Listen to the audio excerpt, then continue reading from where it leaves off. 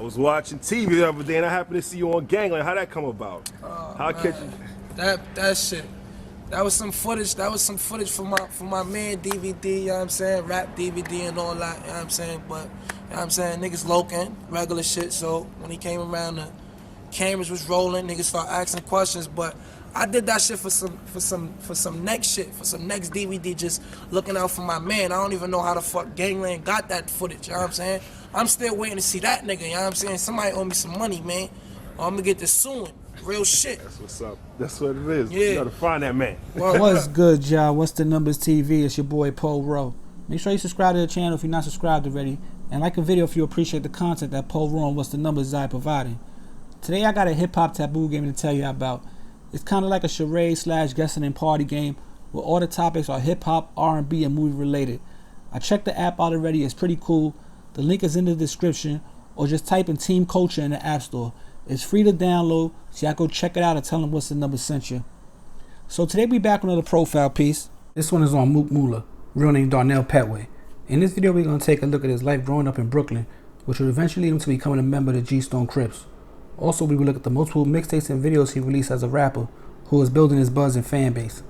Lastly, we will take a look at the unfortunate situation that took place at the dice game, where things would go left and Mook Mula would sadly lose his life.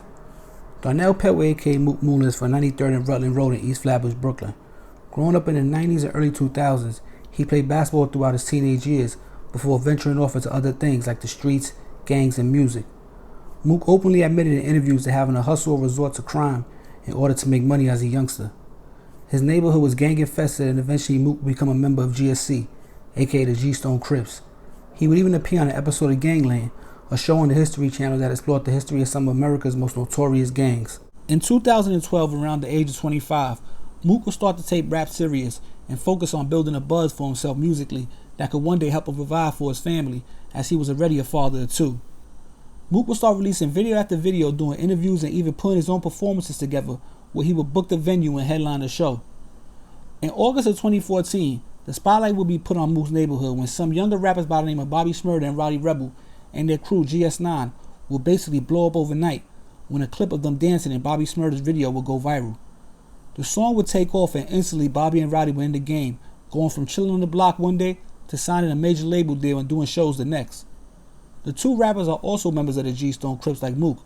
Although younger, Rowdy and Mook knew each other well from living in the same building growing up. But sadly, 6 months after hitting it big, Bobby and Rowdy and the rest of the GS9 crew will be indicted and sent to prison for years. Left with this newfound musical energy in the hood, Mook will start releasing more videos on YouTube, get some of his songs played on the radio, and build his presence on Instagram with multiple pics, freestyles, or funny moments to where he would eventually amass more than 14,000 followers. Over the next couple years, things seemed to be headed in the right direction for Mook, as his buzz was growing around the city and on the internet. But sadly, tragedy would strike in December of 2017, when Mook Mula would be gunned down in the lobby of his building during a dispute over a dice game. He went live on Instagram right before as it like a regular night for Mook, drinking Patron and rolling some dice as he had so many in the times before on IG. But unfortunately, things would go left that night, and Mook would lose his life and end up another victim of gun violence in Brooklyn. For a while, there were no arrests, but eventually a suspect emerged in May of 2018 and was arrested in January 2019 and charged with murdering Mook. As of right now, James Oliver is still fighting the case and is presumed innocent until proven guilty. As you know, with murders in New York City, you can sit in jail for a long time before your case even makes it to trial. So we'll keep an eye on the case and release an update video with the outcome.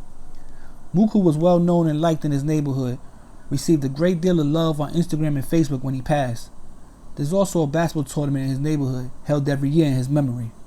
But yo, it's What's the Numbers TV. It's a quick profile piece. This one was on Mook Mula. Rest in peace to him, condolences to his family.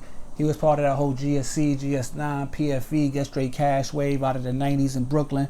He lost his life. It's sad. Sometimes in your own neighborhood, in your own building, it's still not safe.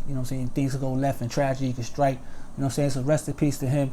But yo, it's What's the Numbers TV. Go check out that app for me. I appreciate that.